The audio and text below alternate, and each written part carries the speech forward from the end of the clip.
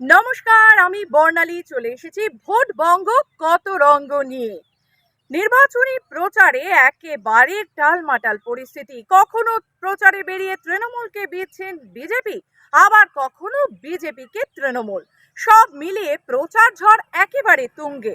সব মিলিয়ে আজকেও প্রচারে বেরিয়েছিলেন কীর্তি আজাদ, অগ্নিমিত্রা পাল, হিরণময় চট্টোপাধ্যায়রা।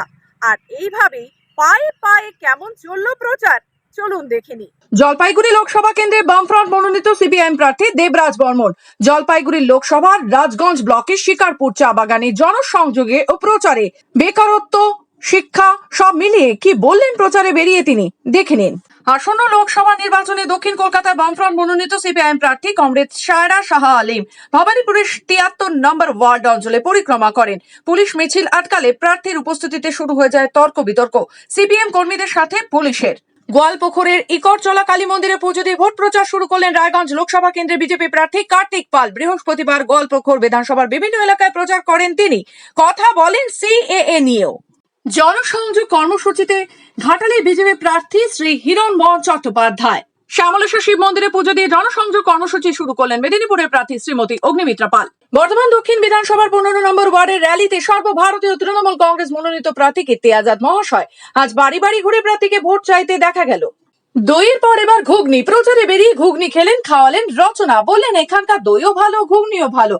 আজ পান্ডুয়ার শিখিরা চাপ্তা পঞ্চায়েতের বেলেগ্রাম ভোট প্রচারে যান রচনা বন্দ্যোপাধ্যায়। সেখানে রাস্তার পাশে গরম ঘুগনি বিক্রি হচ্ছে দেখে দাঁড়িয়ে পড়েন। নিজে ঘুগনি খান, দলীয় কর্মীদেরও খাওয়ান। এরপর মাঠে আলু তোলা হচ্ছে দেখে জমিতে নেমে পড়েন। অন্যদিকে লকেট চট্টোপাধ্যায় বলছেন রচনা বন্দ্যোপাধ্যায় ছুটি নিয়ে এসেছেন, হেরে গিয়ে আবার দিদি নাম্বার 1-এ চলে যাবে। রাজনীতিতে একেবারেই অনভিজ্ঞ। লকেটের কথার পাল্টা জবাব দিল রচনাও। মহিলারা আগে, মহিলা জীবনে মা বোনেরা বউরা আগে, তারপরে তোরা সবসময় মেয়েদের আগে তোর দিবি। ঘুগনি খেলেন দিদি, ঘুগনি খেলেন কেমন? দারুন দারুন, আমার বাড়ির থেকে অনেক ভালো। এখানে সবই ভালো, দুধের দইও ভালো, ঘুগনিও ভালো, সব ভালো। দারুন খাচ্ছি, আমি শুধু খাওয়ার মধ্যেই আছি। খাওয়াচ্ছে না তো দেখছি। বঙ্গ কত রঙ্গ তো দেখলেন। প্রচার ঝড় কতটা উত্তাল পরিস্থিতি উঠেছে তাও বুঝতে পারলেন। সব মিলিয়ে আজকের মতো এই পর্যন্তই। আবার ফিরে আসবো ভোট বঙ্গ কত রঙ্গ নিয়ে।